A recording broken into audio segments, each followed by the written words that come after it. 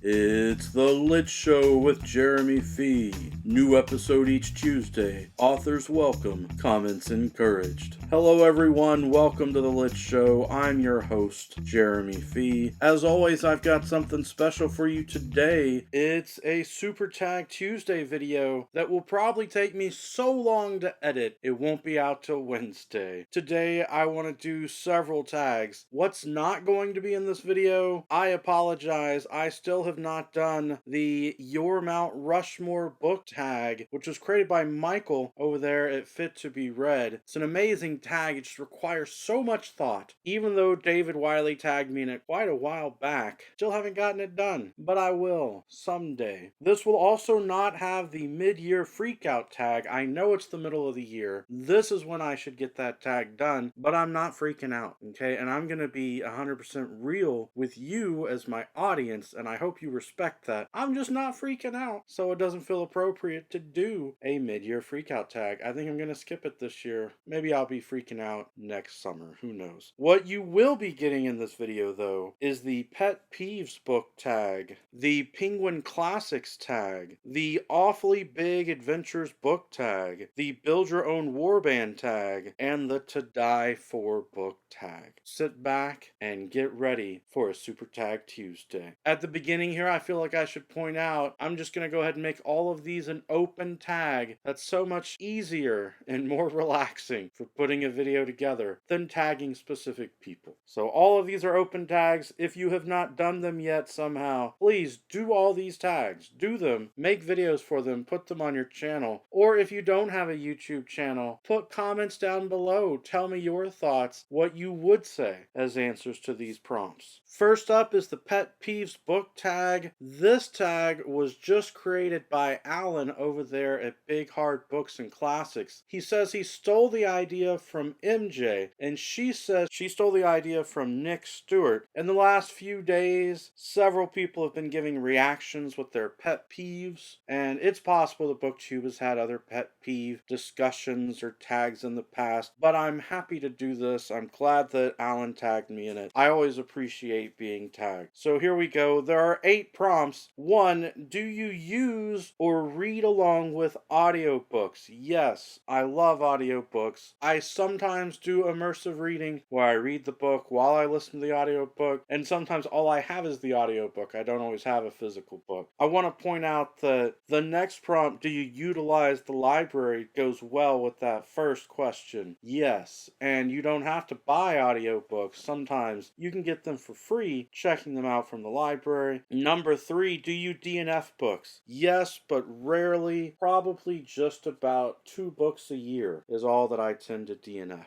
Do you read multiple books at the same time? Yes, I do. In fact, sometimes I get confused. I'll be listening to an audiobook and I will pick up a physical book and try and read it. I will attempt to use multiple input devices from my body, my ears and my eyes at the same time, and I have to stop myself, say, no, Jeremy, just one or the other. Number 5, do you make time or have a specific time in your day devoted to reading? Yes, I'm on summer break right now, summer vacation, so I can read whenever I want. But during the school year, I like to read when I come home in the evening. Number 6, do you dog-ear books? No, I do not. That is a pet peeve of mine. I'm not happy when I find dog-eared pages. There's no reason, folks. I personally keep sticky notes with me all the time. Just grab a sticky note, put the sticky note in the book, or use a bookmark. Number 7, do you annotate your books? Yes, I was just listening to an audiobook earlier, and I had to grab a pen and start writing things down. So even with audiobooks, I just start taking notes when I need to. Number 8, how do you feel about spoilers? Because I am a fan of Doctor Who, I find the word spoilers romantic. That's right. In the Doctor Who stories, the Doctor has this romance with River Song, one of my favorite characters. She's a time traveler, and for the most part, their lives are happening in opposites in the time stream. When he first meets her, she dies. dies. She sacrifices herself for him. But that's obviously the last time that she interacted with him, though I'm hoping someday they will really bring that back into the story, bring her character back. But it's really fascinating how their lives were opposites in the time stream. Anyway, this question was really about spoilers. I prefer not to hear spoilers, but it's not a big deal to me. In fact, when I studied the Shakespearean plays, I know with Shakespeare it often helps to know the story ahead of time. With Shakespearean plays, the expectation was you knew the story going in. Seriously, for my pet peeves, my biggest pet peeve is probably plot. I get annoyed when I feel like I don't understand what's happening, why it's happening, or that nothing is happening in a book. Sometimes it's just because authors want to throw in extra stuff where it seems like they're prolonging the story. Maybe they're getting paid by the word, by the length of the story. I don't know. Other times, maybe it was a lack of planning. Sometimes, though, I have to admit, if you go back after reading the whole book and think about it again, there may have been a reason for that scene emphasizing a thematic idea or foreshadowing something later, but when it really was a pointless scene, that is very annoying. Another pet peeve of mine deals with point of view. I know in epic fantasy this happens sometimes, but authors will introduce new characters far into the book or far into the series just to do a little scene. Like Robert Jordan or George R.R. Martin introduced a couple of farmers or people in a small town, and you're far into the story. You're like, who are these new people? Why do they matter? Why should I care about this point of view? And if the author doesn't give you a good reason to care, it can be very annoying. Another pet peeve, of course, is with physical books, the covers or spines not matching. I know a lot of people have talked about this online. Publishers really need to get their act together on this one. And then I guess my last pet peeve to mention would be some audiobooks are narrated slowly, just so slowly. I have to speed them up to 2.0 speed or faster just to feel like it's a normal conversational rate of speed. My goodness. I suppose they may instruct some of these narrators to speak slowly, but some of them are a bit too slow. That's it for this tag. It's an open tag. Please make a video about your pet peeves or comment down below. Our next tag for today is the Penguin Classics tag. This was an open tag from Michael K. Vaughan. That's where I remember really thinking I should do this tag when I saw his video. It was originally by Steve Donahue. Here are the prompts. Number 1, how many Penguin Classics do you currently own? Even though I saw this video a long time ago, I waited till now to do it because this was a very frustrating question. The idea of going through my entire library and counting the Penguin Classic logos, looking for the little penguin on the side of the book. But I finally did it. And even though I own a lot of books, I only counted 9. Not a whole lot of actual Penguin Classics in my physical library. Number 2, what is your history with Penguin Classics? I remember back when I was a teenager and I was a mall rat and I would just go around the mall looking at bookstores or go to the Barnes & Noble that was over there by the mall, that I used to like to just walk around, and that was when I first noticed them, really picking them up and thinking about them. I liked that the covers matched. I always thought it would be neat to have a library with a bunch of them put together on a shelf. Unfortunately, that would mean your library's not organized alphabetically by author's last name necessarily. Number 3, what is a classic that just didn't take flight for you? I'm gonna say NA on this one. I really don't think it's applicable. I tend to like the classics that I read. Number 4, what is my favorite Penguin classic? This is a tough one. Maybe East of Eden. East of Eden is such a quality book, and I feel like I never talk about it, but it's really good classic literature. Of course, there's also Frankenstein by Mary Shelley. It's hard to see a bad edition of Frankenstein. It's a very exciting read, and it's nice the way that it's put together. Number 5, what is your favorite book from the 1940s? There were actually a lot of really good books published in the 1940s. I'm going to go with The Catcher in the Rye by J.D. Salinger. I know a lot of people today hate Catcher in the Rye. Maybe it's because they were assigned to read it in school and that angered them, annoyed them. Or maybe they feel like it's cliche and that sort of thing. But it's from the 1940s. It was really stand out at the time that it was written, even if we've ended up with a lot of books now that have the same type of character as Holden Caulfield, that same sort of angst. And number 6 is a question that's really tough to answer. Name some sort of book you'd like to see enshrined in the Penguin Classics. I really don't know an answer to this because I don't don't know for sure everything that is or is not a Penguin Classic already, so it's a tough one to answer. I would probably want some fun, pulpy, commercial sci-fi or fantasy stuff done as Penguin Classics that other people might feel isn't worthy of being called a classic or something to that effect. Who knows? As for tagging people, this is an open tag, so please do this video or put comments down below with your thoughts on the Penguin Classics. Next up is the Awfully Big Adventures Book Tag. This tag was recently created by Sean D. Standfast, who is doing August of Adventures as a readathon with Book Time with Elvis, and a lot of people, I think in the last few days, have been saying that yes, this is something they are doing or considering for their TBR for August, reading adventure books. As long as you're willing to consider adventure books multiple genre, then I'm on board as well, because I enjoy adventure books that are also science fiction or fantasy or horror, mystery, adventure, that kind of stuff. Even though there are a lot of great classic adventure books that would just be put in a library shelf labeled adventure books. Number 1, do you like your adventure stories fictional or real life? My answer is why not both? I love memoirs and I love true crime. There are a lot of memoirs that deal with real life, real world people who've gone on adventures, who have traveled and explored, and they're very interesting. Number 2, if you could follow in the footsteps of any explorer, who would that be? I'm going to pick a fictional answer for this. I would love to live in the Star Trek universe, even though the logic of their economic system doesn't necessarily play out, since, there are all the claims that they don't use money, and then there are situations like on Deep Space Nine where they do have money. They clearly do have credits that they use to gamble and buy things. I think it would be awesome to be on a starship like the Enterprise or Voyager, or to live on Deep Space Nine, go visit the Promenade. It'd be a fun life of exploration. Number 3, where was the most romantic or weirdest place that you've read a book, and what was the book? Probably when I went to Paris and Barcelona, Madrid. I read The Sun Also Rises. I purposely brought the book with me and read the parts in France while I was in France and the parts in Spain while I was in Spain. Number 4, this is a tough question. If money was no object, what rare or signed adventure book would you purchase? I suppose since Alexander Dumas is one of my favorite writers, I'd want something like a signed copy of The Count of Monte Cristo or The Three Musketeers, The Man in the Iron Mask. But I would assume that those would be in French and I wouldn't really be able to read them. Number 5, what place have you read about but never visited? Italy. I would love to go to Italy. I've been all over Europe. I think at least 11 countries in Europe, but I did not make it to Italy. And I love art. I love going to the museums and seeing all the statues and paintings and stained glass and cathedrals and all of that. So I know Italy would be a great destination. And then the last part of this is to tag people. It is an open tag. So please comment down below your thoughts on adventure books, adventure reading, exploration, or do this tag yourself. Our next tag is the Build Your Own Warband book tag. It's originally by the Brothers Gwyn. Like everyone else mentioned here in the video, they have a fun YouTube channel. Theirs is unique in the sense that they are the sons of John Gwyn, famous fantasy author, and so occasionally they've had Papa Gwyn, as they call their father, on their channel. I was tagged by Ian, Out of This World Reader, so I'm going to cheat on this one in the sense of it has specific prompts and asks you to name characters from maybe your favorite fantasy or adventure stories that you would add into your own adventuring party warband. And I'm just going to go ahead and say my answers would be the Fellowship of the Ring from Lord of the Rings. I know it doesn't match perfectly down the list with all the prompts, but as I went through them, I thought, well, yeah, I'd want Legolas as my archer. I'd want Aragorn for that. I'd want Gimli for that. Gandalf for that. And ultimately, I was just like, it's much easier to just say, give me the Fellowship as my warband, as my adventuring party. That's a very quick and easy tag too. Next up is the To